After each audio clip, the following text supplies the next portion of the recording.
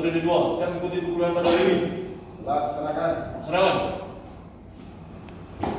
Mengawali pukulan pada hari ini. Berdoa mulai. Berdoa selesai. Satu tahun, gerak. Selamat pagi semua anak-anak. Baik. Selamat pagi. Assalamualaikum warahmatullahi wabarakatuh.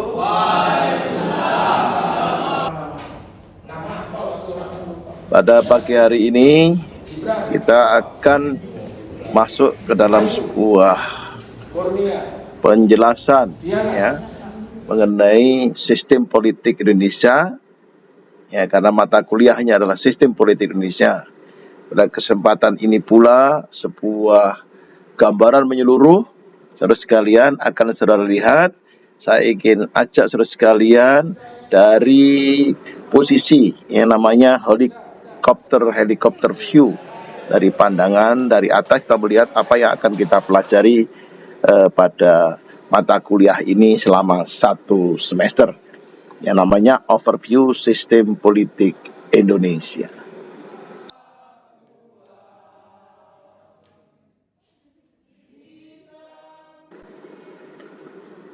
Baik, kalau kita bicara mengenai sistem politik Indonesia, maka perlu pertama-tama kita memahami mengenai bagaimana berpikir sistem itu.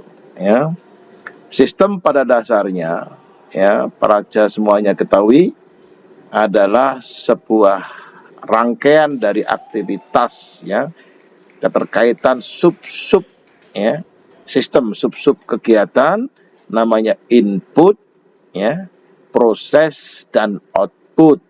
Jadi kalau di dalam gambaran, contoh yang paling sederhana, kalau kita ingin ya mendapatkan sate yang lezat dan siap saji, ya, kemudian itu kan butuh proses.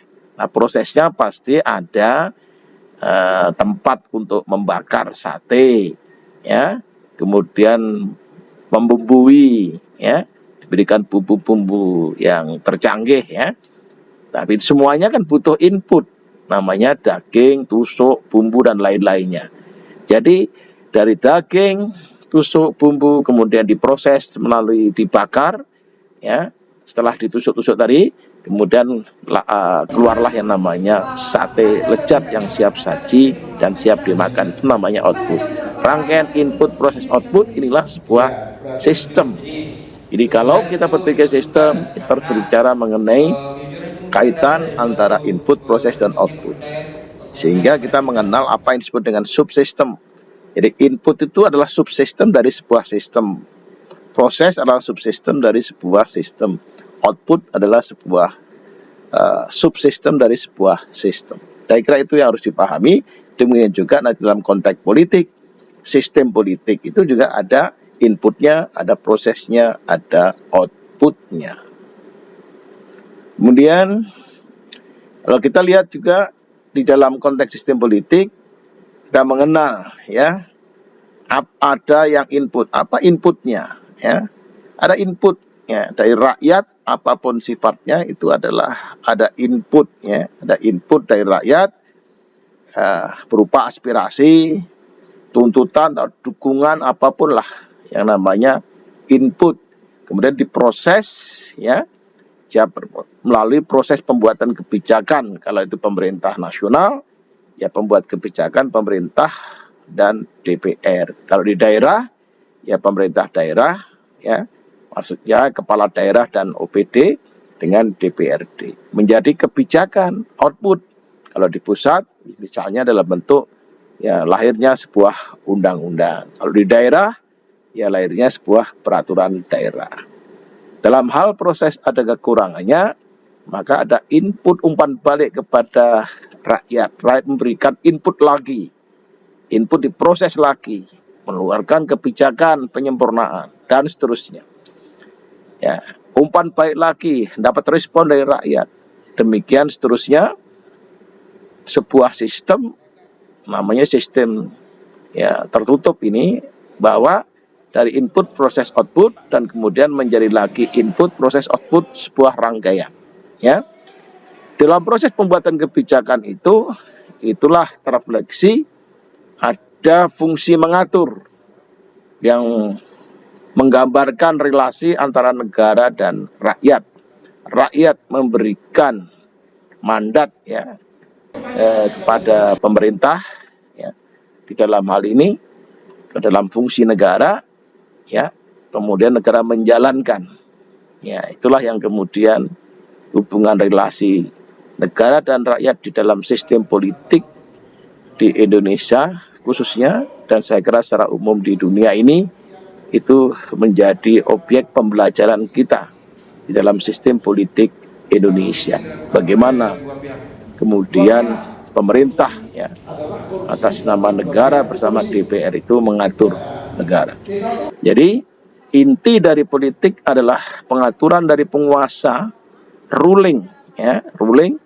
Inti dari pemerintahannya adalah implementasi kebijakan politik di dalam melayani rakyat atau kerjasama yang dibuat oleh dua pihak untuk melakukan kegiatan yang tidak baik sebagai contoh korupsi untuk mencapai tujuan tersebut, oleh karena itu mereka bekerja sama. Iya. Demokrasi, hubungan korupsi dan demokrasi itu Indonesia merupakan negara yang demokrasi. Korupsi, dampak dari korupsi pada demokrasi itu menyebabkan Indonesia itu akan runtuh demokrasinya, Pak. Korupsi dengan demokrasi itu seperti yang dijelaskan oleh Sansita bahwa itu merupakan negara demokrasi, Pak. Ya. Di mana para pemimpin kita itu dipilih oleh rakyat. Jika korupsi terjadi, maka rakyat sudah tidak percaya lagi dengan pemimpin kita dan sudah meragukan dengan kedaulatan rakyat kita, Pak. Nilai Ketika nantinya praja itu akan menjadi salah satu dari pemangku kepentingan di Indonesia, misalnya sebagai pejabat atau dan lain sebagainya, ya dimana itu berhubungan dengan rakyat dan itu kita perlu menghindari diri kita dari korupsi supaya nanti dapat dipercaya oleh rakyat sebagaimana yang disampaikan oleh Sansita dan Kevin. Input ini diproses dalam sebuah sistem politik ya, kemudian melahirkan sebuah keputusan kebijakan disebut output, kemudian memberikan umpan balik kepada tuntutan dukungan. Apabila keputusan kebijakan itu kemudian sama sekali bertolak belakang dengan tuntutan, biasanya proses tuntutan akan berlangsung dengan berbagai cara lagi, akan berlanjut. Tapi bila dipenuhi, maka tuntutan tentu akan berhenti menunggu implementasi sebuah kebijakan. Kemudian dukungan juga demikian. Dan kesemuanya itu berada di sebuah lingkungan. Dalam lingkungan tentu ada dinamikanya. Jadi tidak sesuatu di atas kertas yang putih ya. Pasti ada berbagai situasi dan kondisi yang kemudian kita atau pemerintah membuat sebuah kebijakan di mana sistem politik itu diterapkan. Selanjutnya dari ini pandangan ini dari David Easton ya, sebuah kerangka kerja analisa sistem politik ya, di Bina Askara 1984, silahkan dibaca bukunya di perpustakaan. Pembelajaran sistem politik pada kesempatan satu semester ini kita akan bertahap. Jadi pada prinsipnya nanti ada overview sistem politik, kita akan coba sampaikan pengantar apa itu sistem politik Indonesia. Yang di dalam overview itu struktur politiknya seperti apa, fungsi dari sistem politik seperti apa, kemudian bagaimana kebijakan, ya, proses politik, sistem politik dan sistem lainnya. Setelah Anda memahami bagaimana kebijakan dan proses politik serta sistem politik dalam sistem-sistem lainnya, ya, untuk supaya lebih luas pemahamannya, baru kita akan masuk ke dalam sebuah teori ya mengenai model sistem politik seperti apa, budaya politik seperti apa, kemudian partisipasi politik seperti apa. Ini apa, bagaimana dan seperti apa dengan berbagai contoh konkret yang ada ya. Itu posisinya, dan ini tentunya di dalam konteks mempelajari model sistem politik, budaya politik dan partisipasi politik ini kita akan dihadapkan pada sejumlah studi kasus. Jadi karena ini nantinya akan melahirkan terapan, ya maka kita harus secara nyata apa yang kita peroleh pengetahuan itu lalu dihadapkan pada studi kasus. Saudara semuanya akan dilatih atau diberikan sebuah kontekstual kasus aktual, bagaimana saudara akan melihat dan menganalisis kasus tersebut dalam perspektif ilmu pemerintahnya. Jadi itu yang akan kita lakukan. Kemudian selanjutnya setelah itu berbagai kasus coba kita lakukan di tahap pertama.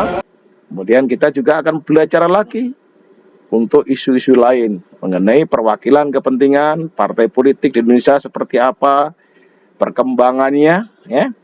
Kemudian termasuk bagaimana peran militer dan politik di Indonesia, ya.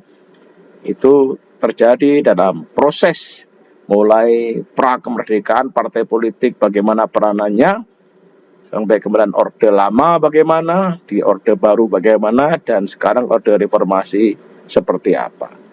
Kita juga menyoroti di samping militer dan politik di Indonesia, juga secara khusus kita akan bahas mengenai lembaga perwakilan rakyat di Indonesia. Kemudian bagaimana proses politik di Indonesia, khususnya lebih spesifik lagi, kemudian proses politik lokal di daerah. Karena kita sedang menghadapi event penting 2024, di samping Pilpres juga akan ada Pilkada serentak. Karena itu kontekstual, realitas politik saat ini, kita nanti akan bicara juga diskusi studi kasus mengenai Pilkada serentak dan pentingnya netralitas birokrasi. Saya ingin menekankan netralitas birokrasi hari ini karena saudara kelak setelah lulus akan menjadi birokrat-birokrat yang dalam konteks perpolitikan pilkada ini harus senantiasa menjaga netralitas birokrasi.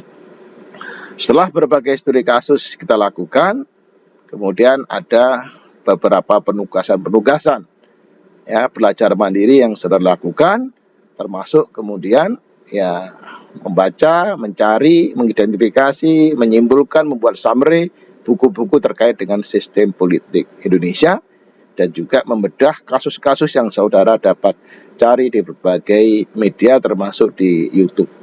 Ya, saya kira kita tidak boleh belajar di kelas, karena di luar kelas juga merupakan laboratorium tempat kita belajar sistem politik Indonesia. Saya kira demikian apa yang bisa saya sampaikan. Kelas D1 dan D2.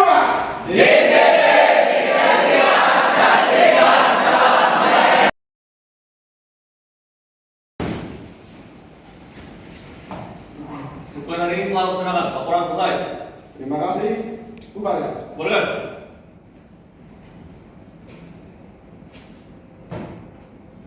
Mewakili perkuliahan pada hari ini, ruang mulai.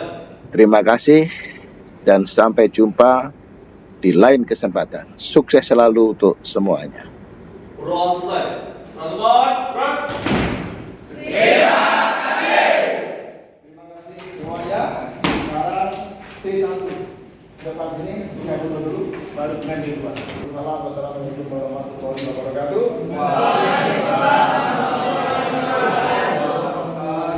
Ya, alhamdulillah semua sudah berjalan dengan baik dan respon yang sangat positif. Terima kasih dan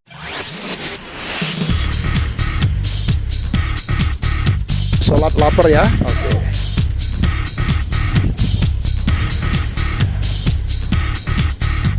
Mereka sholat dulu baru akan siap.